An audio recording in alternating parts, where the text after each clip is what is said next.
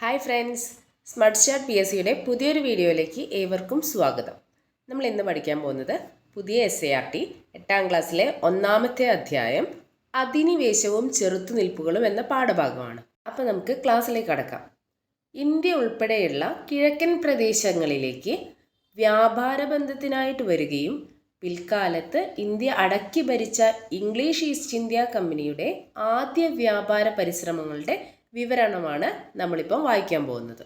English East India company അതിൻ്റെ ആദ്യത്തെ കപ്പൽ വ്യൂഹം ഈസ്റ്റ് ഇൻഡീസിലേക്ക് അയക്കുന്നത് 1601 ഏപ്രിൽ 18-നായിരുന്നു.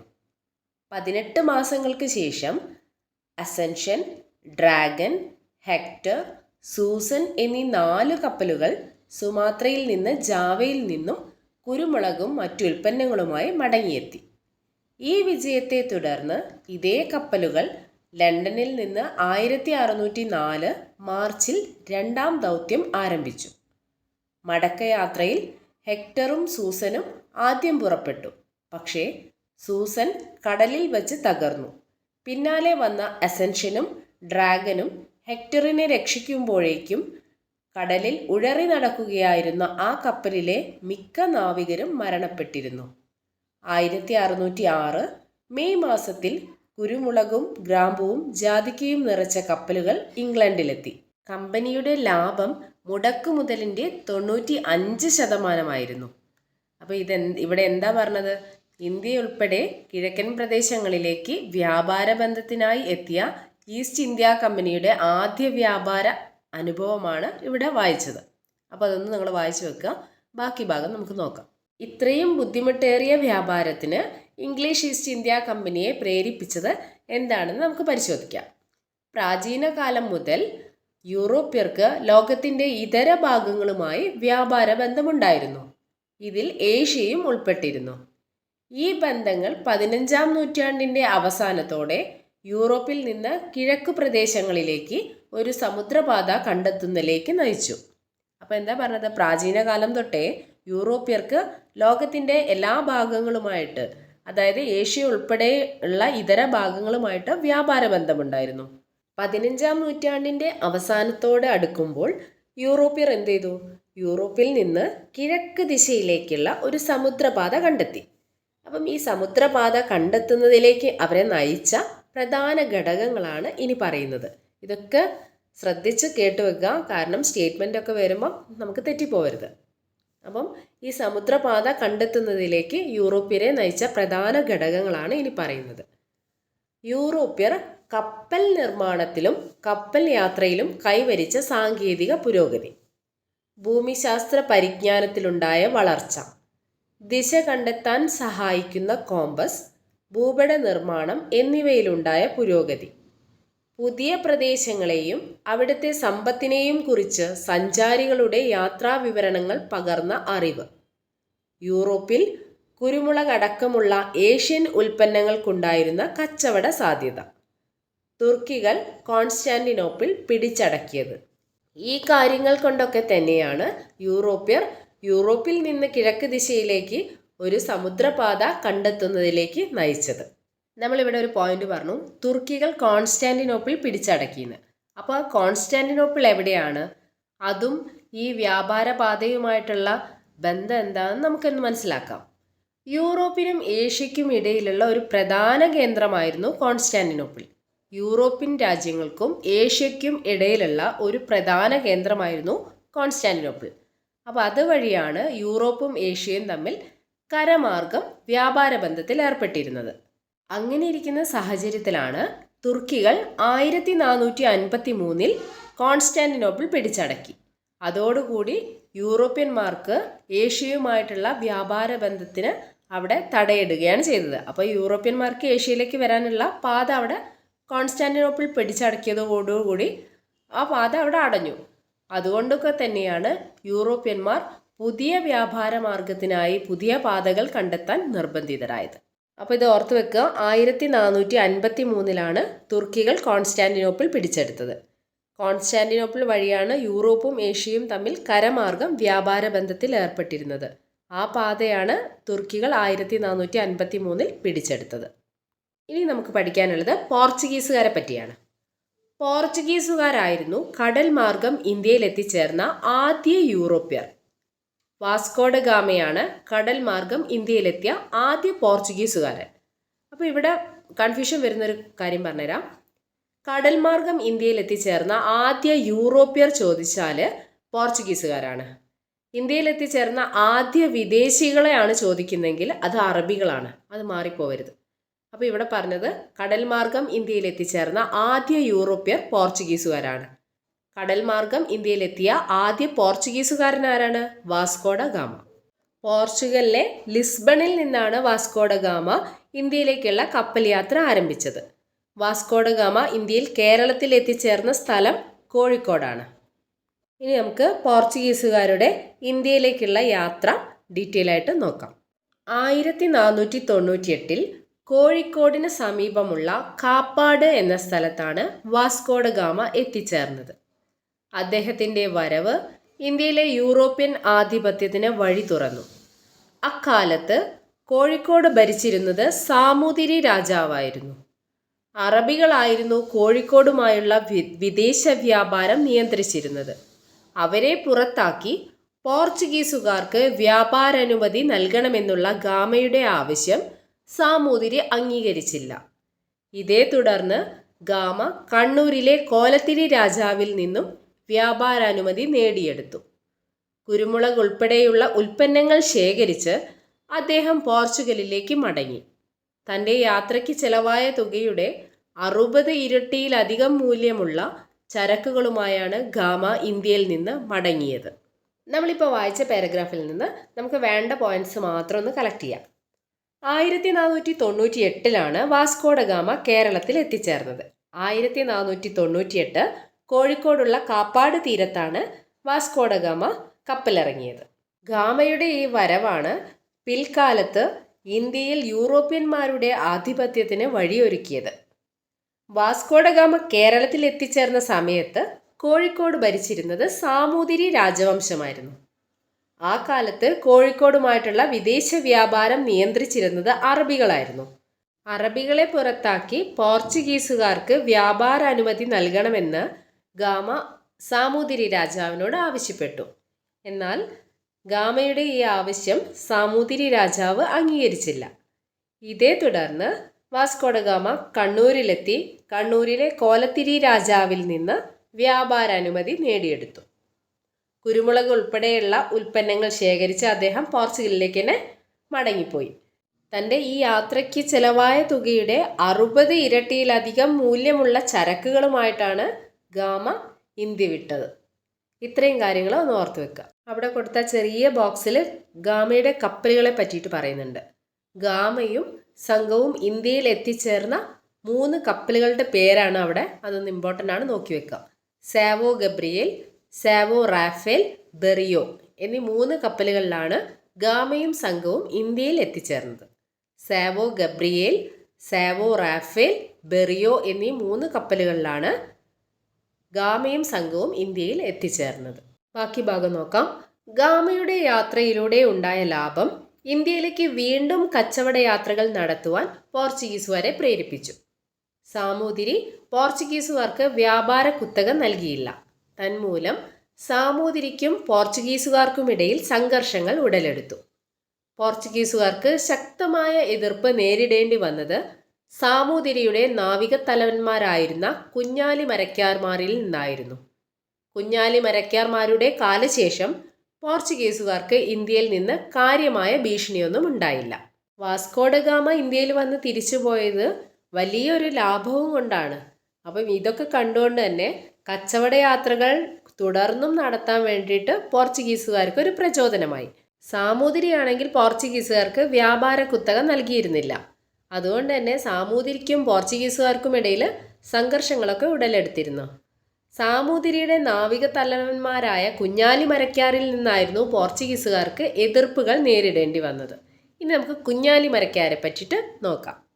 കുഞ്ഞാലി മരക്കാർ പോർച്ചുഗീസുകാരുടെ ആക്രമണങ്ങളെ ചെറുത്ത് സാമൂതിരിയെയും പശ്ചിമതീര പ്രദേശങ്ങളെയും സംരക്ഷിച്ചിരുന്നത് കുഞ്ഞാലി മരക്കാർമാരാണ്.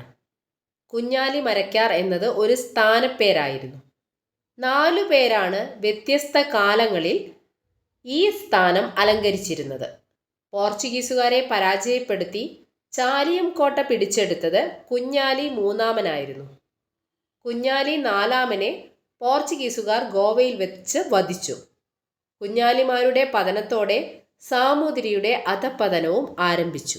ഈ കുഞ്ഞാലി മരയ്ക്കാർമാരായിരുന്നു സാമൂതിരിയുടെ നാവിക തലവന്മാർ. കുഞ്ഞാലി മരയ്ക്കാർ എന്നത് ഒരു സ്ഥാനപ്പേരാണ്. 4 പേരാണ് വ്യത്യസ്ത കാലങ്ങളിലായിട്ട് കുഞ്ഞാലി മരയ്ക്കാർ എന്ന സ്ഥാനം അലങ്കരിച്ചിരുന്നത്. പോർച്ചുഗീസുകാരുടെ ആക്രമണങ്ങളെ ചെറുത്ത് സാമൂതിരിയെയും പശ്ചിമ തീരത്തെയും ഒക്കെ സംരക്ഷിച്ചു പോന്നിരുന്നത് കുഞ്ഞാലി മരയ്ക്കാർമാരായിരുന്നു. പോർച്ചുഗീസുകാരെ പരാജയപ്പെടുത്തിയിട്ട് ചാലിയം കോട്ട പിടിച്ചടക്കിയത് കുഞ്ഞാലി മൂന്നാമനാണ്. കുഞ്ഞാലി നാലാമനെയാണ് പോർച്ചുഗീസുകാർ ഗോവയിൽ വെച്ച് വധിച്ചത്. ഇത്രയും കാര്യം ഒന്ന് ഓർത്തു വെക്കുക. ഇനി നമുക്ക് നോക്കാം പോർച്ചുഗീസുകാരുടെ വരവ് ഇന്ത്യയിൽ സൃഷ്ടിച്ച ഫലങ്ങൾ.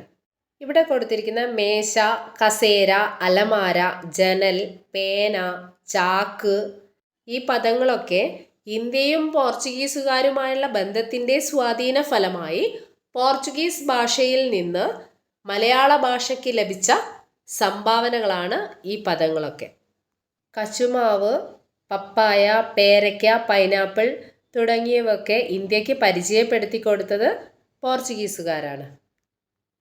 ഇന്ത്യയിലെ ആദ്യത്തെ യൂറോപ്യൻ കോട്ട കൊച്ചിയിൽ സ്ഥാപിച്ചു. ഇന്ത്യയിലെ ആദ്യത്തെ യൂറോപ്യൻ കോട്ടയാണ് മാനുവൽ കോട്ട. കൊച്ചിയിൽ സ്ഥാപിച്ചത് പോർച്ചുഗീസുകാരാണ്. ഇന്ത്യയിലെ ആദ്യത്തെ യൂറോപ്യൻ കോട്ടയാണ് മാനുവൽ കോട്ട. ഇന്ത്യയിലെ ആദ്യത്തെ യൂറോപ്യൻ കോട്ടയായ മാനുവൽ കോട്ട കൊച്ചിയിൽ സ്ഥാപിച്ചത് ആരാണ്? പോർച്ചുഗീസുകാരാണ്. അടുത്ത പോയിന്റ്, കൊച്ചി, ഗോവ, ദാമൻ, ദിയു എന്നീ പ്രദേശങ്ങൾ പോർച്ചുഗീസ് ആധിപത്യത്തിന് കീഴിലായിരുന്നു. കൊച്ചി, ഗോവ, ദാമൻ, ദിയു എന്നീ പ്രദേശങ്ങൾ പോർച്ചുഗീസ് ആധിപത്യത്തിന് കീഴിലായിരുന്നു. അച്ചടി വിദ്യ പ്രചരിപ്പിച്ചു. അതുപോലെ ചവിട്ടുനാടകം, മാർഗം കളി തുടങ്ങിയ കലാരൂപങ്ങൾ പ്രചരിപ്പിച്ചു. യൂറോപ്യൻ ശൈലിയിലുള്ള കെട്ടിട നിർമ്മാണം ആരംഭിച്ചു. യൂറോപ്യൻ പടക്കോപ്പുകളും യുദ്ധമുറകളും അഭ്യസിപ്പിച്ചു. ക്രൈസ്തവ മതപഠന കേന്ദ്രങ്ങൾ ആരംഭിച്ചു. ഇന്ത്യയിലേക്ക് പോർച്ചുഗീസുകാരുടെ സംഭാവനയാണ് പറയുന്നത്. ഒന്നുകൂടെ ശ്രദ്ധിച്ച് കേൾക്കുക. ഇന്ത്യയിലെ ആദ്യത്തെ യൂറോപ്യൻ കോട്ടയായ മാനുവൽ കോട്ട കൊച്ചിയിൽ സ്ഥാപിച്ചു. കൊച്ചി, ഗോവ, ദാമൻ, ദിയു എന്നീ പ്രദേശങ്ങൾ പോർച്ചുഗീസ് ആധിപത്യത്തിന് കീഴിലായിരുന്നു. അച്ചടി വിദ്യ ആദ്യമായി ഇന്ത്യയിൽ പ്രചരിപ്പിച്ചത് പോർച്ചുഗീസുകാരാണ്. ചവിട്ടുനാടകം, മാർഗം കളി തുടങ്ങിയ കലാരൂപങ്ങൾ പ്രചരിപ്പിച്ചു. യൂറോപ്യൻ ശൈലിയിലുള്ള കെട്ടിട നിർമ്മാണം ആരംഭിച്ചു. യൂറോപ്യൻ പടക്കോപ്പുകളും യുദ്ധമുറകളും അഭ്യസിപ്പിച്ചു. ക്രൈസ്തവ പഠന കേന്ദ്രങ്ങൾ ആരംഭിച്ചു. ഇവിടെ ഒരു ബോക്സ് കണ്ടില്ലേ? ഇതിൽ പറഞ്ഞിരിക്കുന്നത് പോർച്ചുഗീസ് ബന്ധം ഇന്ത്യയിൽ വ്യത്യസ്ത മേഖലകളിൽ ചെലുത്തിയ സ്വാധീനം കണ്ടെത്തി പട്ടിക പൂർത്തിയാക്കാനാണ് പറഞ്ഞത്. അപ്പം രാഷ്ട്രീയ മേഖലയിൽ ഇന്ത്യക്ക് എന്തൊക്കെ സംഭാവനകളാണ് പോർച്ചുഗീസുകാർ നൽകിയത് നോക്കാം. രാഷ്ട്രീയ മേഖലയിൽ എന്തൊക്കെയാണ്? ഇന്ത്യയിലെ ആദ്യത്തെ യൂറോപ്യൻ കോട്ട മാനുവൽ കോട്ട കൊച്ചിയിൽ സ്ഥാപിച്ചു. അതുപോലെ ഇന്ത്യയിലെ പോർച്ചുഗീസ് അധിനിവേശ പ്രദേശങ്ങളായിരുന്നു കൊച്ചി, ഗോവ, ദാമൻ, ദിയു. യൂറോപ്യൻ പടക്കോപ്പുകളും യുദ്ധമുറകളും അഭ്യസിപ്പിച്ചു. ഇതൊക്കെയാണ് രാഷ്ട്രീയ മേഖലകളിൽ നടന്നത്. കാർഷിക മേഖലകളിലാണെങ്കിൽ കശുമാവ്, പപ്പായ, പേരയ്ക്ക, പൈനാപ്പിൾ തുടങ്ങിയവ ഇന്ത്യക്ക് പരിചയപ്പെടുത്തി കൊടുത്തത് പോർച്ചുഗീസുകാരാണ്. അടുത്തത് വിജ്ഞാന മേഖല. വിജ്ഞാന മേഖലയിൽ അച്ചടി വിദ്യ പ്രചരിപ്പിച്ചു. ഇന്ത്യയിൽ ആദ്യമായിട്ട് അച്ചടി വിദ്യ പ്രചരിപ്പിച്ചത് പോർച്ചുഗീസുകാരാണ്. അതുപോലെ തന്നെ ക്രൈസ്തവ മതപഠന കേന്ദ്രങ്ങൾ ആരംഭിച്ചു. സാംസ്കാരിക മേഖലകളാണെങ്കിൽ ചവിട്ടുനാടകം, മാർഗം കളി തുടങ്ങിയ കലാരൂപങ്ങൾ പ്രചരിപ്പിച്ചു. യൂറോപ്യൻ ശൈലിയിലുള്ള കെട്ടിട നിർമ്മാണവും ആരംഭിച്ചു. ഇതൊക്കെ പ്രധാനപ്പെട്ടതാണ്, ഒന്ന് ഓർത്തു വെക്കുക. നമ്മൾ ഇതുവരെ പഠിച്ചത് പോർച്ചുഗീസുകാരെ പറ്റിയായിരുന്നു. ഇനി പഠിക്കാനുള്ളത് ഡച്ചുകാരെ പറ്റിയാണ്. നോക്കാം. പോർച്ചുഗീസുകാരെ തുടർന്ന് ഇന്ത്യയിലേക്ക് എത്തിച്ചേർന്ന യൂറോപ്യർ ഹോളണ്ടിൽ നിന്നുള്ളവരായിരുന്നു. ഡച്ചുകാർ എന്നാണ് ഇവർ അറിയപ്പെട്ടിരുന്നത്. നാഗപട്ടണം, ബറോച്ച്, അഹമ്മദാബാദ്, ചിൻസുര എന്നിവയായിരുന്നു ഡച്ചുകാരുടെ ഇന്ത്യയിലെ പ്രധാന വാണിജ്യ കേന്ദ്രങ്ങൾ. കച്ചവടാധിപത്യത്തിനായുള്ള മത്സരത്തിൽ ഡച്ചുകാർ പോർച്ചുഗീസുകാരെ പരാജയപ്പെടുത്തി. അപ്പം നമ്മൾ എന്തൊക്കെയാണ് പറഞ്ഞത്? പോർച്ചുഗീസുകാരെ തുടർന്ന് ഇന്ത്യയിലേക്ക് എത്തിച്ചേർന്ന യൂറോപ്യരാണ് ഹോളണ്ട് അല്ലെങ്കിൽ നെതർലാൻഡ്സ്.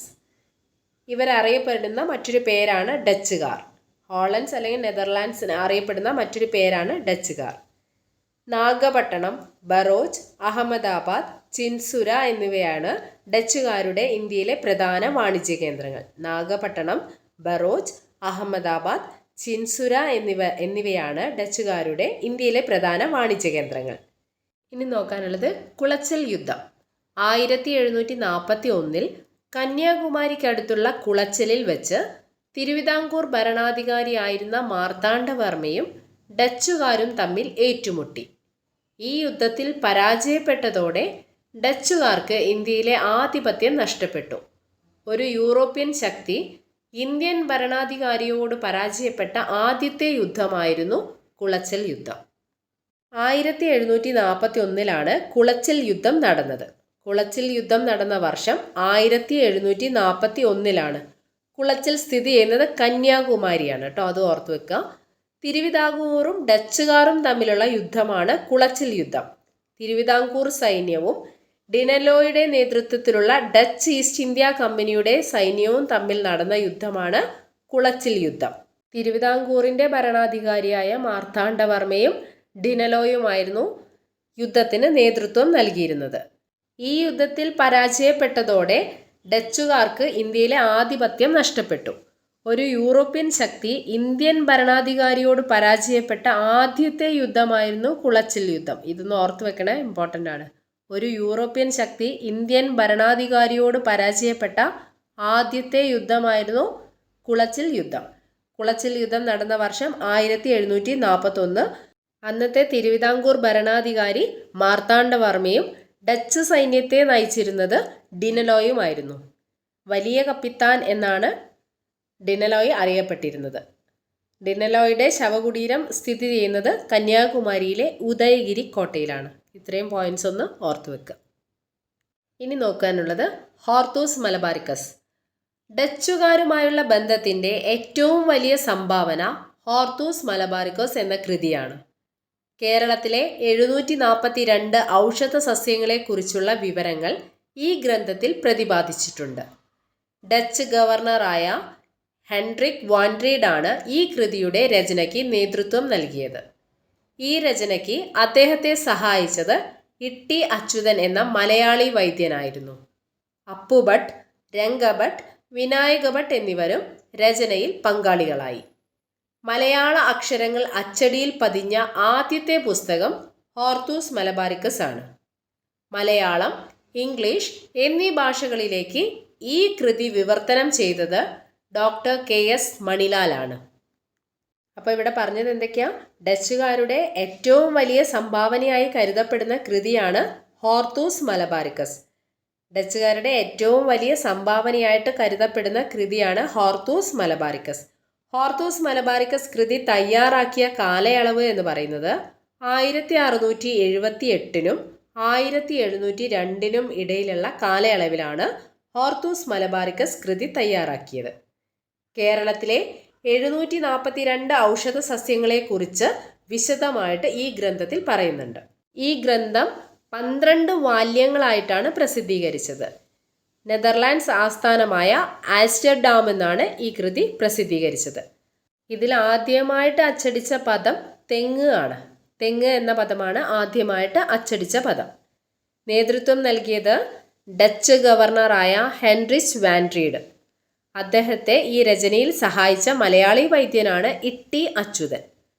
മറ്റു 3 പേരും കൂടെ പങ്കാളികളായിട്ടുണ്ട് രചനയിൽ. അപ്പുഭട്ട്, രംഗഭട്ട്, വിനായകഭട്ട്.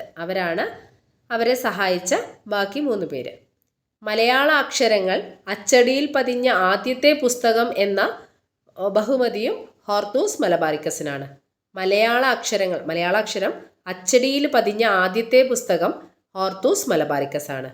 ഡോക്ടർ KS മണിലാലാണ് ഹോർത്തൂസ് മലബാറിക്കസ് ഇംഗ്ലീഷ് ഭാഷയിലേക്കും മലയാളം ഭാഷയിലേക്കും വിവർത്തനം ചെയ്തത്. മലയാളം, ഇംഗ്ലീഷ് എന്നീ ഭാഷകളിലേക്ക് ഈ കൃതി വിവർത്തനം ചെയ്തത് ഡോക്ടർ KS മണിലാൽ. ഈ ചാപ്റ്റർ നല്ല ഇമ്പോർട്ടൻസ് കൊടുത്തുകൊണ്ട് തന്നെ പഠിക്കാം. ഒരുപാട് ക്വസ്റ്റ്യൻസ് വന്ന ഏരിയ ആണ് ഈ ചാപ്റ്ററിൽ ഉൾപ്പെടുത്തിയിരിക്കുന്നത്. ഇനി നമുക്ക് ഇട്ടി അച്യുതനെ പറ്റി നോക്കാം. ആലപ്പുഴ ജില്ലയിലെ ചേർത്തല താലൂക്കിലെ കടക്കരപ്പള്ളി ഗ്രാമത്തിൽ ഒരു പാരമ്പര്യ വൈദ്യ കുടുംബത്തിൽ ജനിച്ച പ്രഗത്ഭനായ നാട്ടുവൈദ്യനായിരുന്നു ഇട്ടി അച്യുതൻ. ഹോർത്തൂസ് മലബാറിക്കസ് രചനയ്ക്ക് നേതൃത്വം നൽകിയ ഡച്ച് ഗവർണറായിരുന്നു ഹെൻറിച്ച് വാൻഡ്രേഡ് എന്ന് പറഞ്ഞു. അദ്ദേഹത്തെ സഹായിച്ച മലയാളി വൈദ്യനാണ് ഇട്ടി അച്യുതൻ. ഇവിടെ ഒരു ചിത്രം കൊടുത്തിട്ടുണ്ടല്ലേ, ഹോർത്തൂസ് മലബാറിക്കസിലെ ഉള്ള ഒരു ചിത്രമാണ്. അപ്പം അത് ഏത് സസ്യമാണ് എന്ന് തിരിച്ചറിയാനാണ് പറഞ്ഞത്. അപ്പം നോക്കാം നമുക്ക്. ഇതൊരു ചൂണ്ടപ്പനയാണ്. പനവർഗത്തിൽപ്പെടുന്ന ഒരു വൃക്ഷമാണ് ഇവിടെ കൊടുത്തിരിക്കുന്നത്. ഒറ്റത്തടിയായി വളരുന്ന ഈ മരത്തിൻ്റെ ഇലകളും തണ്ടുകളും ആനയ്ക്ക് ഭക്ഷണമായി നൽകാറുണ്ട്. ആനപ്പന, ഒലട്ടി എന്നീ പേരുകളിലും അറിയപ്പെടുന്നു. ഇനി നമുക്ക് പഠിക്കാനുള്ളത് ഫ്രഞ്ചുകാരെ പറ്റിയാണ്. നമ്മൾ ആദ്യം പഠിച്ചത് പോർച്ചുഗീസുകാർ, പിന്നെ ഡച്ചുകാർ, അടുത്തത് ഫ്രഞ്ചുകാർ. നമുക്ക് നോക്കാം. ഡച്ചുകാർക്ക് ശേഷം ബ്രിട്ടീഷുകാരും പിന്നീട് ഫ്രഞ്ചുകാരും കച്ചവടത്തിനായി ഇന്ത്യയിലേക്ക് എത്തിച്ചേർന്നു. ദക്ഷിണേന്ത്യയിൽ ആധിപത്യത്തിനായി ബ്രിട്ടീഷുകാരും ഫ്രഞ്ചുകാരും തമ്മിൽ നടന്ന യുദ്ധങ്ങളായിരുന്നു കർണാട്ടിക് യുദ്ധങ്ങൾ. ഈ യുദ്ധത്തിൽ ബ്രിട്ടീഷുകാർക്കായിരുന്നു അന്തിമ വിജയം. തൽഫലമായി ഫ്രഞ്ചുകാരുടെ ആധിപത്യം പോണ്ടിച്ചേരി, യാനം, കാരക്കൽ, മാഹി എന്നീ പ്രദേശങ്ങളിൽ മാത്രമായി ചുരുങ്ങി. ഇവിടെ എന്താ പറഞ്ഞത്? ഡച്ചുകാർക്ക് ശേഷം ബ്രിട്ടീഷുകാരും പിന്നീട് ഫ്രഞ്ചുകാരും കച്ചവടത്തിനായിട്ട് ഇന്ത്യയിലേക്ക് എത്തിച്ചേർന്നു. ദക്ഷിണേന്ത്യയിൽ ആധിപത്യത്തിനായി ബ്രിട്ടീഷുകാരും ഫ്രഞ്ചുകാരും തമ്മിൽ നടന്ന യുദ്ധങ്ങൾ അറിയപ്പെട്ടിരുന്നത് കർണാട്ടിക് യുദ്ധങ്ങൾ എന്നാണ്. പോണ്ടിച്ചേരി, കാരക്കൽ, മാഹി, യാനം എന്നിവയാണ് ഫ്രഞ്ചുകാരുടെ അധീനതയിലുണ്ടായിരുന്ന പ്രധാന കേന്ദ്രങ്ങൾ. കർണാട്ടിക് യുദ്ധങ്ങൾ. ഇന്ത്യയിൽ ഫ്രഞ്ചുകാരും ബ്രിട്ടീഷുകാരും തമ്മിലുണ്ടായ യുദ്ധങ്ങൾ കർണാട്ടിക് യുദ്ധങ്ങൾ എന്നറിയപ്പെടുന്നു. ഇന്നത്തെ തമിഴ്നാടിൻ്റെ ഭൂരിപക്ഷ പ്രദേശങ്ങളും ആന്ധ്രാപ്രദേശിൻ്റെ തെക്കൻ തീരപ്രദേശങ്ങളും ഉൾപ്പെടുന്ന മേഖലയാണ് കർണാട്ടിക്. 3 കർണാട്ടിക് യുദ്ധങ്ങളാണ് നടന്നത്. ഇവിടെ പറയുന്നത് ദക്ഷിണ ഇന്ത്യയിൽ ആധിപത്യം നേടാനായിട്ട് ബ്രിട്ടീഷുകാരും ഫ്രഞ്ചുകാരും തമ്മിൽ നടത്തിയ യുദ്ധങ്ങളെ അറിയപ്പെടുന്നത് കർണാട്ടിക് യുദ്ധങ്ങൾ എന്നാണ്. 3 കർണാട്ടിക് യുദ്ധങ്ങളാണ് നടന്നിട്ടുള്ളത്.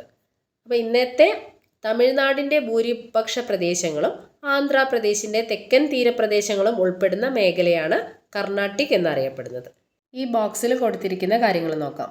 പോർച്ചുഗീസ് അധിനിവേശ പ്രദേശങ്ങൾ ഏതൊക്കെയാണെന്നാണ് ചോദിച്ചത്. പോർച്ചുഗീസ് അധിനിവേശ പ്രദേശങ്ങൾ ഏതൊക്കെയായിരുന്നു? കൊച്ചി, ഗോവ, ദാമൻ, ദിയു. അടുത്തത് ഡച്ച് അധിനിവേശ പ്രദേശങ്ങളാണ്.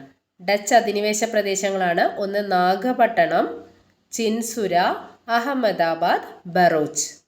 അടുത്തത് ഫ്രഞ്ച് അധിനിവേശ പ്രദേശങ്ങളാണ് ചോദിച്ചത്.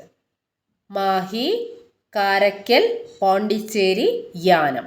അടുത്തത് പഠിക്കാനുള്ളത് കച്ചവടത്തിൽ നിന്ന് അധികാരത്തിലേക്ക്. ഏഷ്യയുമായുള്ള വ്യാപാര ബന്ധത്തിന് ബ്രിട്ടീഷുകാർ 1600-ലാണ് ഇംഗ്ലീഷ് ഈസ്റ്റ് ഇന്ത്യ കമ്പനി സ്ഥാപിച്ചത്. കമ്പനിയുടെ പ്രതിനിധി ക്യാപ്റ്റൻ വില്യം ഹോക്കിൻസ് അന്നത്തെ മുഗൾ ചക്രവർത്തി ജഹാംഗീറിൽ നിന്ന് അനുമതി തേടി. ഗുജറാത്തിലെ സൂററ്റിൽ ഒരു കച്ചവടത്താവളം സ്ഥാപിച്ചു. തുടർന്ന് ഇന്ത്യയുടെ വിവിധ ഭാഗങ്ങളിൽ കമ്പനി ഫാക്ടറികൾ ആരംഭിച്ചു. അതിനെ തുടർന്ന് മദ്രാസ്, ബോംബെ, കൽക്കത്ത എന്നീ പ്രദേശങ്ങളിൽ ആധിപത്യം നേടിക്കൊണ്ട് കമ്പനി അവിടങ്ങളിലെ ഭരണത്തിൽ ഇടപെടാൻ തുടങ്ങി. ഇത്രയും കാര്യങ്ങളൊന്ന് പഠിച്ചിട്ട് ബാക്കി നോക്കാം. 1600-ലാണ് ഇംഗ്ലീഷ് ഈസ്റ്റ് ഇന്ത്യ കമ്പനി സ്ഥാപിച്ചത്. 1600-ലാണ് ഇംഗ്ലീഷ് ഈസ്റ്റ് ഇന്ത്യ കമ്പനി സ്ഥാപിച്ചത്. ഇന്ത്യ ഉൾപ്പെടെയുള്ള കിഴക്കൻ പ്രദേശങ്ങളിലേക്ക് വ്യാപാര ബന്ധത്തിനായിട്ട് ഇംഗ്ലണ്ടിൽ സ്ഥാപിച്ചതും പിൽക്കാലത്ത് ഇന്ത്യ അടക്കി ഭരിച്ചതുമായ കമ്പനിയായിരുന്നു English East India company. English East India കമ്പനിയുടെ പ്രതിനിധിയായിട്ട് ക്യാപ്റ്റൻ വില്യം ഹോക്കിൻസ് അന്നത്തെ മുഗൾ ചക്രവർത്തിയായ ജഹാംഗീറിൽ നിന്ന് ഗുജറാത്തിലെ സൂററ്റിൽ ഒരു കച്ചവടത്താവളം സ്ഥാപിക്കാൻ അനുമതി തേടുകയും പിന്നീട് അവിടെ ഒരു ഫാക്ടറി സ്ഥാപിക്കുകയും ചെയ്തു. പിന്നീട് മദ്രാസ്, ബോംബെ, കൽക്കത്ത എന്നീ പ്രദേശങ്ങളിൽ ആധിപത്യം നേടിക്കൊണ്ട് ഇംഗ്ലീഷ് ഈസ്റ്റ് ഇന്ത്യ കമ്പനി അവിടുത്തെ ഭരണത്തിലും ഇടപെടാൻ തുടങ്ങി. ഇനി നമ്മൾ പറയാൻ പോകുന്നത് ടെക്സ്റ്റ് ബുക്കിൻ്റെ ലെഫ്റ്റ് സൈഡിലുള്ള ആ ഒരു ബോക്സിൽ കൊടുത്ത കാര്യങ്ങളാണ്. 1639 മദ്രാസ് തുറമുഖത്തിൻ്റെ ചുങ്ക വരുമാനത്തിൻ്റെ പകുതി നൽകണമെന്ന ഉപാധിയോടെ പ്രാദേശിക രാജാവായ ധമർല വെങ്കടാദ്രി നായക ദീർഘകാലത്തേക്ക് മദ്രാസ് തുറമുഖം ബ്രിട്ടീഷുകാർക്ക് നൽകി. 1662 പോർച്ചുഗീസ് രാജകുമാരിയായ കാതറിനെ വിവാഹം ചെയ്തപ്പോൾ ബ്രിട്ടീഷ് രാജാവ് ചാൾസ് രണ്ടാമന് ഉപഹാരമായി ലഭിച്ച പ്രദേശമാണ് ബോംബെ. 1662 പോർച്ചുഗീസ് രാജകുമാരിയായ കാതറിനെ ബ്രിട്ടീഷ് രാജാവായ ചാൾസ് രണ്ടാമൻ വിവാഹം ചെയ്തു. അതിനാൽ പോർച്ചുഗീസുകാർ ചാൾസ് രണ്ടാമന് ഉപഹാരമായിട്ട് നൽകിയ പ്രദേശമായിരുന്നു ബോംബെ. പിന്നീട് ഈ പ്രദേശം ഇംഗ്ലീഷ് ഈസ്റ്റ് ഇന്ത്യ കമ്പനിക്ക് കൈമാറുകയും ചെയ്തു. അടുത്ത പോയിന്റ്, 1698 സുതനദി, കാലിക്കട്ട, ഗോവിന്ദ്പൂർ എന്നീ 3 ഗ്രാമങ്ങൾക്ക് ചുറ്റും ബ്രിട്ടീഷുകാർ പണിത കോട്ടയാണ് വില്യം കോട്ട. 1698 സുതനദി, കാലിക്കട്ട, ഗോവിന്ദ്പൂർ എന്നീ 3 ഗ്രാമങ്ങൾക്ക് ചുറ്റും ബ്രിട്ടീഷുകാർ പണിത കോട്ടയാണ് വില്യം കോട്ട.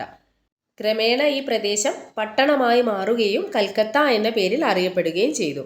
അപ്പോൾ എന്താ പറഞ്ഞത്? 1698 സുതനദി, കാലിക്കട്ട, ഗോവിന്ദ്പൂർ എന്നീ 3 ഗ്രാമങ്ങൾക്ക് ചുറ്റും ബ്രിട്ടീഷുകാർ പണിത കോട്ടയാണ് വില്യം കോട്ട. ഈ പ്രദേശങ്ങൾ പിൻകാലത്ത് പട്ടണമായി മാറുകയും കൽക്കത്ത എന്ന പേരിൽ അറിയപ്പെടുകയും ചെയ്തു. ഇനി നമുക്ക് പഠിക്കാനുള്ളത് പ്ലാസി യുദ്ധത്തെയും ബക്സാർ യുദ്ധത്തെയൊക്കെ പറ്റിയിട്ടാണ്. ഇതൊന്നും ഒരുപാട് പ്രീവിയസ് ഇയർ ക്വസ്റ്റ്യൻ വന്നിട്ടുള്ള ഒരു ഏരിയയാണ്. അപ്പോൾ ഒന്ന് ശ്രദ്ധിച്ചിരിക്കാം.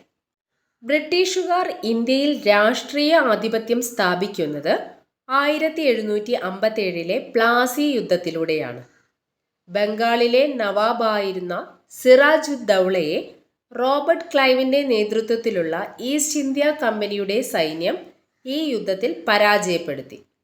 ബംഗാളിൻ്റെ ഭരണം പിടിച്ചെടുത്തത് ബ്രിട്ടീഷുകാർക്ക് ഇന്ത്യയിലെ മറ്റു പ്രദേശങ്ങൾ തങ്ങളുടെ അധീനതയിൽ കൊണ്ടുവരാൻ സഹായകമായി.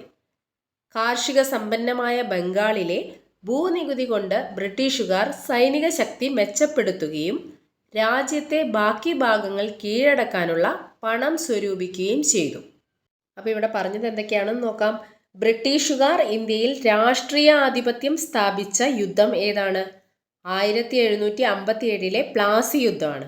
ബ്രിട്ടീഷുകാർ ഇന്ത്യയിൽ രാഷ്ട്രീയ ആധിപത്യം സ്ഥാപിച്ച യുദ്ധം എന്ന് പറയുന്നത് 1757 പ്ലാസി യുദ്ധത്തിലൂടെയാണ്. പ്ലാസി യുദ്ധകാലത്ത് ബംഗാളിലെ നവാബ് സിറാജുദ്ദൗള. പ്ലാസി യുദ്ധകാലത്തെ ബംഗാളിലെ നവാബായിരുന്നു സിറാജ് ഉദ്ദൗള. ഈസ്റ്റ് ഇന്ത്യ കമ്പനിയുടെ സൈനിക തലവനാണ് റോബർട്ട് ക്ലൈവ്. പ്ലാസി യുദ്ധ സമയത്ത് ഈസ്റ്റ് ഇന്ത്യ കമ്പനിയുടെ സൈനിക തലവനായിരുന്നത് ആരാണ്? റോബർട്ട് ക്ലൈവ് ആണ്. സിറാജുദ്ദൗളയെ റോബർട്ട് ക്ലൈവിൻ്റെ നേതൃത്വത്തിലുള്ള ഈസ്റ്റ് ഇന്ത്യ കമ്പനിയുടെ സൈന്യം ഈ യുദ്ധത്തിൽ പരാജയപ്പെടുത്തി.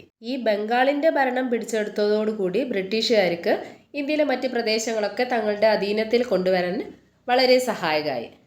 കാരണം എന്താ? കാർഷിക സമ്പന്നമായിരുന്നു ബംഗാൾ. അപ്പം ബംഗാളിൽ നിന്ന് കിട്ടുന്ന ഭൂനികുതി കൊണ്ട് ബ്രിട്ടീഷുകാർക്ക് അവരുടെ സൈനിക ശക്തി മെച്ചപ്പെടുത്താനും രാജ്യത്തിൻ്റെ ബാക്കി ഭാഗങ്ങളൊക്കെ കീഴടക്കാനുള്ള പണം ഈ ബംഗാളിൽ നിന്ന് തന്നെ സ്വരൂപിക്കാമെന്നും അവർ കണക്കുകൂട്ടി. ഇനി നമ്മൾ പഠിക്കാൻ പോകുന്നത് ബക്സാർ യുദ്ധം. 1764 ബക്സാർ യുദ്ധം നടന്നത്. ബക്സാർ യുദ്ധം നടന്ന വർഷം 1764. 1764 ബക്സാർ എന്ന സ്ഥലത്ത് വെച്ചുണ്ടായ യുദ്ധത്തോടെ ബീഹാർ, ബംഗാൾ, ഒറീസ എന്നീ പ്രവിശ്യകളിലെ നികുതി പിരിക്കാനുള്ള അവകാശം ഈസ്റ്റ് ഇന്ത്യ കമ്പനിക്ക് സ്വന്തമായി. 1764 നടന്ന ബക്സാർ യുദ്ധത്തോടുകൂടി ബീഹാറിലെയും ബംഗാളിലെയും ഒറീസയിലെയും ഈ 3 പ്രവിശ്യകളിലെയും നികുതി പിരിക്കാനുള്ള അവകാശം ആർക്ക് സ്വന്തമായി? കമ്പനിക്ക് സ്വന്തമായി, ഈസ്റ്റ് ഇന്ത്യ കമ്പനിക്ക് സ്വന്തമായി. അതോടെ ഇന്ത്യയിൽ ഈസ്റ്റ് ഇന്ത്യ കമ്പനിയുടെ ഭരണ സാന്നിധ്യം ശക്തമായി. മുഗൾ ഭരണാധികാരിയായിരുന്ന ഷാ ആലം രണ്ടാമൻ, ഔദിലെ നവാബായിരുന്ന ഷുജാ ഉദ് ദൗള, ബംഗാളിലെ നവാബായിരുന്ന മിർ കാസിം എന്നിവരുടെ സംയുക്തമായിട്ടുള്ള സൈന്യത്തെയാണ് ബ്രിട്ടീഷുകാർ ബക്സാർ യുദ്ധത്തിലൂടെ പരാജയപ്പെടുത്തിയത്. ഒന്നുകൂടെ പറയാം. ബീഹാർ, ബംഗാൾ, ഒറീസ എന്നീ പ്രവിശ്യകളിലെ നികുതി പിരിക്കാനുള്ള അവകാശം കമ്പനി സ്വന്തമാക്കിയ യുദ്ധം ഏതാണ്? 1764 ബക്സാർ യുദ്ധം. ബ്രിട്ടീഷുകാർ ഇന്ത്യയിൽ രാഷ്ട്രീയ ആധിപത്യം സ്ഥാപിച്ച യുദ്ധമാണ് 1757 പ്ലാസി യുദ്ധം. രണ്ടും മാറിപ്പോവരുത്. ഇന്ത്യയിൽ ഈസ്റ്റ് ഇന്ത്യ കമ്പനിയുടെ ഭരണ സാന്നിധ്യം ശക്തമാക്കിയ യുദ്ധമാണ് ബക്സാർ യുദ്ധം. ബ്രിട്ടീഷുകാർ ബക്സാർ യുദ്ധത്തിൽ പരാജയപ്പെടുത്തിയ ഭരണാധികാരികളായിരുന്നു ഷാ ആലം രണ്ടാമൻ, മുഗൾ ഭരണാധികാരിയാണ്. ഔദിലെ നവാബ് ഷുജാ ഉദ് ദൗള, ബംഗാളിലെ നവാബ് മിർ കാസിം എന്നിവരുടെ സംയുക്ത സൈന്യത്തെയാണ് ബ്രിട്ടീഷുകാർ ബക്സാർ യുദ്ധത്തിലൂടെ പരാജയപ്പെടുത്തിയത്. അടുത്ത ഭാഗം നോക്കാം. എനിക്ക് 2000 പട്ടാളക്കാരെ അയച്ചു തരിക, ഞാൻ ഇന്ത്യയെ പിടിച്ചടക്കാം എന്ന് പറഞ്ഞത് ഇംഗ്ലീഷ് ഈസ്റ്റ് ഇന്ത്യ കമ്പനിയുടെ സൈനിക തലവനായിരുന്ന റോബർട്ട് ക്ലൈവിൻ്റെ വാക്കുകളാണ്. അപ്പം എന്താ പറഞ്ഞത്? എനിക്ക് 2000 പട്ടാളക്കാരെ അയച്ചു തരിക, ഞാൻ ഇന്ത്യയെ പിടിച്ചടക്കാം എന്ന് പറഞ്ഞത് ഇംഗ്ലീഷ് ഈസ്റ്റ് ഇന്ത്യ കമ്പനിയുടെ സൈനിക തലവനായിരുന്ന റോബർട്ട് ക്ലൈവ് ആണ്. ഇങ്ങനെ ടെക്സ്റ്റ് ബുക്കിൽ കോട്ടുകൾ തന്നിട്ടുണ്ടെങ്കിൽ അതെന്തായാലും നിർബന്ധമായിട്ടും പഠിച്ചിരിക്കുക. കാരണം അതൊക്കെ നിങ്ങൾക്ക് ക്വസ്റ്റ്യൻ പേപ്പറിൽ കാണാൻ കഴിയും. എനിക്ക് 2000 പട്ടാളക്കാരെ അയച്ചു തരിക, ഞാൻ ഇന്ത്യയെ പിടിച്ചടക്കാം എന്ന് അഭിപ്രായപ്പെട്ടത് റോബർട്ട് ക്ലൈവ്. അദ്ദേഹം എന്തുകൊണ്ടായിരിക്കും ഇപ്രകാരം അഭിപ്രായപ്പെട്ടത്? നമുക്ക് നോക്കാം. ഇന്ത്യൻ നാട്ടുരാജ്യങ്ങൾക്കിടയിലെ അനൈക്യം അത് അദ്ദേഹം മനസ്സിലാക്കി. അതുപോലെ തന്നെ ബ്രിട്ടീഷുകാരുടെ മെച്ചപ്പെട്ട സൈനിക സാങ്കേതിക വിദ്യ, ഇന്ത്യയിൽ രാഷ്ട്രീയ അധികാരം സ്ഥാപിക്കാൻ, സാമ്പത്തിക ചൂഷണത്തിന് എന്നീ കാരണങ്ങൾ കൊണ്ടൊക്കെ തന്നെയാണ് റോബർട്ട് ക്ലൈവ് എനിക്ക് 2000 പട്ടാളക്കാരെ അയച്ചു തരിക, ഞാൻ ഇന്ത്യയെ പിടിച്ചടക്കാം എന്ന് അഭിപ്രായപ്പെട്ടത്. ഇനി നമുക്ക് പഠിക്കാനുള്ളത് നാട്ടുരാജ്യങ്ങളും ഈസ്റ്റ് ഇന്ത്യ കമ്പനിയും. ഇന്ത്യയിലെ നാട്ടുരാജ്യങ്ങളെ യുദ്ധങ്ങളിലൂടെയും നയതന്ത്രത്തിലൂടെയുമാണ് ബ്രിട്ടീഷുകാർ കീഴ്പ്പെടുത്തിയത്. ഇവിടെ പറഞ്ഞത് എന്താ? ഇന്ത്യയിലെ നാട്ടുരാജ്യങ്ങളെ യുദ്ധത്തിലൂടെ മാത്രമല്ല, അതുപോലെ നയതന്ത്രത്തിലൂടെയുമാണ് ബ്രിട്ടീഷുകാർ കീഴ്പ്പെടുത്തിയത്. അതാണ് ഇനി താഴെ പറയുന്നത്. ഓരോന്നോരോന്നായിട്ട് നമുക്ക് നോക്കാം. യുദ്ധത്തിലൂടെയും നയതന്ത്രത്തിലൂടെയും ബ്രിട്ടീഷുകാർ കീഴ്പ്പെടുത്തിയ പ്രദേശങ്ങളിൽ നിന്ന് പരമാവധി സമ്പത്ത് കൈക്കലാക്കുന്നതിനായിട്ട് ബ്രിട്ടീഷുകാർ സ്വീകരിച്ച മാർഗങ്ങളായിരുന്നു കച്ചവടം, നികുതി പിരിവ്, യുദ്ധങ്ങൾ തുടങ്ങിയവ. ഇനി പഠിക്കാൻ പോകുന്നത് ആംഗ്ലോ മൈസൂർ യുദ്ധത്തെ പറ്റിയാണ്. മൈസൂർ എങ്ങനെയാണ് ബ്രിട്ടീഷുകാരുടെ അധീനതയിലായത് എന്ന് നമുക്ക് ഇവിടെ മനസ്സിലാക്കാം. ദക്ഷിണേന്ത്യയിലെ നാട്ടുരാജ്യമായിരുന്ന മൈസൂരും ഈസ്റ്റ് ഇന്ത്യ കമ്പനിയും തമ്മിൽ നടന്ന യുദ്ധങ്ങളാണ് ആംഗ്ലോ മൈസൂർ യുദ്ധങ്ങൾ. ആംഗ്ലോ മൈസൂർ യുദ്ധങ്ങൾ ആരൊക്കെ തമ്മിലായിരുന്നു? ദക്ഷിണ ഇന്ത്യയിലെ നാട്ടുരാജ്യമായിരുന്ന മൈസൂരും ഈസ്റ്റ് ഇന്ത്യ കമ്പനിയും തമ്മിലുള്ള യുദ്ധമാണ് ആംഗ്ലോ മൈസൂർ യുദ്ധങ്ങൾ എന്നറിയപ്പെട്ടത്. മൈസൂർ ഭരണാധികാരിയായിരുന്ന ഹൈദരാലിയും മകൻ ടിപ്പു സുൽത്താനുമാണ് മൈസൂർ സേനയെ നയിച്ചത്. 4 തവണ കമ്പനി സൈന്യം മൈസൂർ സുൽത്താൻമാരും തമ്മിൽ ഏറ്റുമുട്ടി. 1782 ഹൈദരാലിയുടെ മരണാനന്തരം ടിപ്പു സുൽത്താൻ മൈസൂർ സേനയെ നയിച്ചു. 1799 4ാം മൈസൂർ യുദ്ധത്തിൽ കമ്പനി സൈന്യം ടിപ്പു സുൽത്താനെ വധിച്ചതോടെ മൈസൂർ ബ്രിട്ടീഷുകാരുടെ അധീനതയിലായി. ഒന്നുകൂടെ പറയാം. ദക്ഷിണേന്ത്യയിലെ നാട്ടുരാജ്യമായിരുന്ന മൈസൂരും ഈസ്റ്റ് ഇന്ത്യ കമ്പനിയും തമ്മിൽ നടന്ന യുദ്ധങ്ങളാണ് ആംഗ്ലോ മൈസൂർ യുദ്ധങ്ങൾ. ആംഗ്ലോ മൈസൂർ യുദ്ധത്തിൽ മൈസൂർ സേനയെ നയിച്ചത് ആരൊക്കെയാണ്? മൈസൂർ ഭരണാധികാരിയായിരുന്ന ഹൈദരാലിയും ഹൈദരാലിയുടെ മകനായ ടിപ്പു സുൽത്താനും. 4 തവണയാണ് കമ്പനി സൈന്യവും മൈസൂർ സുൽത്താൻമാരും ഏറ്റുമുട്ടിയത്. 1782 മൈസൂർ സുൽത്താനായിരുന്ന ഹൈദരാലി മരണപ്പെട്ടു. 1782 ഹൈദരാലി മരണപ്പെട്ടത്. ഹൈദരാലിയുടെ മരണാനന്തരം മൈസൂർ സേനയെ നയിച്ചത് ആരാണ്? ഹൈദരാലിയുടെ മകനായ ടിപ്പു സുൽത്താനാണ്. 4ാം മൈസൂർ യുദ്ധം നടന്നത് 1799 ആ 1799 4ാം മൈസൂർ യുദ്ധത്തിൽ കമ്പനി സൈന്യം ടിപ്പു സുൽത്താനെയും വധിച്ചു. അതോടുകൂടി മൈസൂർ ബ്രിട്ടീഷുകാരുടെ അധീനതയിലായി. ഇനി പഠിക്കാനുള്ളത് ആംഗ്ലോ മറാത്ത യുദ്ധങ്ങളാണ്. ഇംഗ്ലീഷ് ഈസ്റ്റ് ഇന്ത്യ കമ്പനിയും മറാത്ത രാജ്യവും തമ്മിൽ നടന്നതാണ് ആംഗ്ലോ മറാത്ത യുദ്ധങ്ങൾ. 3ാം ആംഗ്ലോ മറാത്ത യുദ്ധത്തോടെ മറാത്ത ഉൾപ്പെടുന്ന പ്രദേശങ്ങൾ ബ്രിട്ടീഷ് നിയന്ത്രണത്തിലായി. നമ്മൾ ആംഗ്ലോ മൈസൂർ യുദ്ധങ്ങൾ പറഞ്ഞല്ലോ. 4 ആംഗ്ലോ മൈസൂർ യുദ്ധങ്ങളാണ് നടന്നത്. ദക്ഷിണേന്ത്യയിലെ നാട്ടുരാജ്യമായ മൈസൂരും ഈസ്റ്റ് ഇന്ത്യ കമ്പനിയും നടന്ന യുദ്ധങ്ങളാണ് ആംഗ്ലോ മൈസൂർ യുദ്ധങ്ങൾ. ആംഗ്ലോ മറാത്ത യുദ്ധങ്ങളാണെങ്കിൽ ഈസ്റ്റ് ഇന്ത്യ കമ്പനിയും മറാത്ത രാജ്യവും തമ്മിൽ നടന്ന യുദ്ധങ്ങളാണ് ആംഗ്ലോ മറാത്ത യുദ്ധങ്ങൾ. 3ാം ആംഗ്ലോ മറാത്ത യുദ്ധത്തോടെയാണ് മറാത്ത ഉൾപ്പെടുന്ന പ്രദേശങ്ങൾ ബ്രിട്ടീഷ് നിയന്ത്രണത്തിലായത്. ഇനി പഠിക്കാനുള്ളത് ആംഗ്ലോ സിഖ് യുദ്ധങ്ങൾ. ഇംഗ്ലീഷ് ഈസ്റ്റ് ഇന്ത്യ കമ്പനിയും സിഖുകാരും തമ്മിൽ നടന്ന ആംഗ്ലോ സിഖ് യുദ്ധത്തിലെ സിഖുകാരുടെ പരാജയത്തോടെ പഞ്ചാബ് ബ്രിട്ടീഷ് അധീനതയിലായി. 2 ആംഗ്ലോ സിഖ് യുദ്ധങ്ങളാണ് നടന്നിട്ടുള്ളത്. ഇംഗ്ലീഷ് ഈസ്റ്റ് ഇന്ത്യ കമ്പനിയും സിഖുകാരും തമ്മിൽ നടന്ന ആംഗ്ലോ സിഖ് യുദ്ധത്തിൽ സിഖുകാർ പരാജയപ്പെട്ടു. സിഖുകാർ പരാജയപ്പെട്ടതോടുകൂടി ബ്രിട്ടീഷ് അധീനതയിലായ പ്രദേശമാണ് പഞ്ചാബ്. 2 തവണയാണ് ആംഗ്ലോ സിഖ് യുദ്ധങ്ങൾ നടന്നിട്ടുള്ളത്. അതോടെ ഓർത്തു വെക്കുക. കീഴടക്കിയ പ്രദേശങ്ങളിൽ നിന്ന് പരമാവധി സമ്പത്ത് കൈക്കലാക്കുക എന്നതായിരുന്നു ബ്രിട്ടീഷുകാരുടെ പ്രധാന ലക്ഷ്യം. അതിനായി അവർ സ്വീകരിച്ച മാർഗങ്ങളാണ് കച്ചവടം, നികുതി പിരിവ്, യുദ്ധങ്ങൾ തുടങ്ങിയവ. അപ്പോൾ ഇന്നത്തെ ക്ലാസ് ഇവിടെ വെച്ച് നിർത്തുകയാണ്. ഈ ചാപ്റ്ററിൻ്റെ പകുതി ഭാഗം മാത്രമേ നമ്മൾ ഈ ക്ലാസ്സിൽ ഉൾക്കൊള്ളിച്ചിട്ടുള്ളൂ. ബാക്കി ഭാഗം നമുക്ക് അടുത്ത വീഡിയോയിൽ കാണാം. ക്ലാസ്സിന് എന്തെങ്കിലും സജഷൻസോ കാര്യങ്ങളോ ഉണ്ടെങ്കിൽ കമൻറ്റ് ബോക്സിലൂടെ അറിയിക്കാൻ മടിക്കരുത്. അപ്പോൾ താങ്ക് യു ഫോർ വാച്ചിങ്.